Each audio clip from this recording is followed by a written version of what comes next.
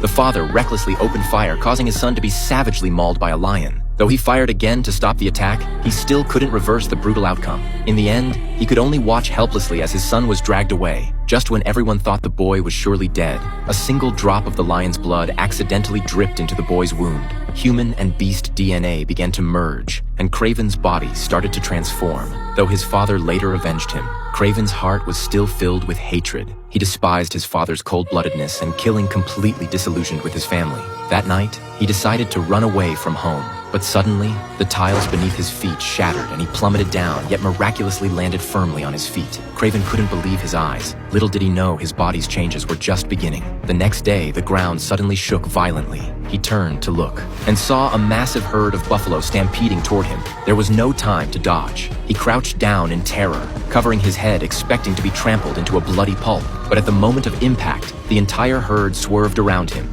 and the alpha buffalo even shielded him with its body. In that moment, Jack seemed to hear its thoughts. That's when he realized he'd not only gained the ability to communicate with animals, but had also awakened superhuman strength. With just a flick of his wrist, he could throw a spear miles away, and his running speed rivaled that of an antelope. As he marveled at this, gunshots suddenly echoed in the distance. He immediately climbed a tree to look and saw a group of hunters slaughtering buffalo. The same buffalo that had just saved him were about to fall into the hunter's trap. Craven's heart tightened and he rushed over to rescue them, but he didn't expect that these hunters were far from ordinary. John ripped the tube from his waist, and in the next second, his skin rapidly hardened, transforming him into a powerful rhino man in the blink of an eye. The battle erupted immediately. Craven charged first, but was knocked to the ground by the rhino man. The gap in strength left him struggling. Fortunately, Craven was agile.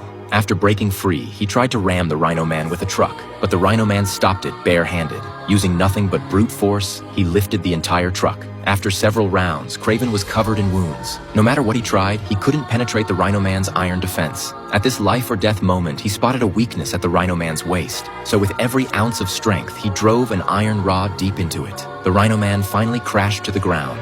Craven survived this deadly battle. From that moment on, he became the protector of the land, safeguarding the beasts and this land for generations to come.